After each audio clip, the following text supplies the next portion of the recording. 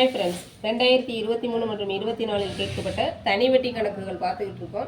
இன்றைக்கி பார்க்க போகிற கணக்கு அசல் ரூ 4000க்கு 4 ஆண்டுகளில் 12% வட்டி வீதத்தில் கிடைக்கும் தனி வட்டியும், அசல் ரூ 3000க்கு 8% வட்டி வீதத்தில் கிடைக்கும் தனி வட்டியும் சமமாக இருக்கும் எனில் அதன் ஆண்டுகள் எவ்வளவாக இருக்கும்?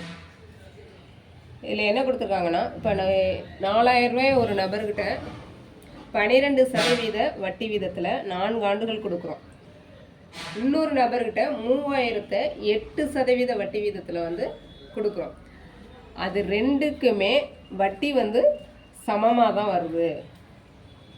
சேம் வட்டி, அதாவது 12%க்கும் அதே வட்டி தான் 4000 ரூபாய், 8%க்கு 3000த்துக்கு வர வட்டியும் சமந்தான். அப்படிங்கும்போது இந்த 3000த்துக்கு 8%த்துக்கு எத்தனை ஆண்டுகளுக்கு கொடுத்துருப்பாங்க அப்படின்னு கேட்குறாங்க. அப்போ என்ன பண்ணணும், நமக்கு தனி வட்டி ரெண்டுக்குமே சமம்னு சொல்லிட்டாங்க. இப்போ தனி வட்டி கண்டுபிடிக்கிறதுக்கான ஃபார்முலா SI = PNR/100. PNR எதில் இருக்குது? 3 வேல்யூமே இந்த இதில் தான் Pயும் இருக்குது, N இருக்குது, R இருக்குது. அப்போ இதை வச்சு நம்ம ஃபஸ்ட்டு SI அமௌண்ட்டு என்னென்னு கண்டுபிடிச்சிடணும். PNR/100. P 4000 × 4 × 12/100.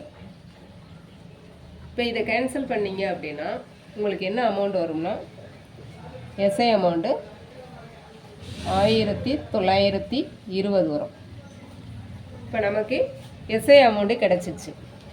அப்போது 1920, அப்போ இதுக்கான வட்டியும் 1920 தான், இதுக்கான வட்டியும் நமக்கு 1920 தான். அப்போ இங்கே SI வச்சு இதுக்கு N அமௌண்ட்டு கண்டுபிடிச்சிடலாம். அப்போ SI அமௌண்ட் என்ன? 1920. SI = P. P amount 3000. என்ன தெரியாது, என்ன தான் கண்டுபிடிக்க போகிறோம். R 8/100. இப்போ இதை நீங்கள் கேன்சல் பண்ணிங்கன்னா உங்களுக்கு என்ன கிடைக்கும்னா 8 years கிடைக்கும். ஓகே, நன்றி.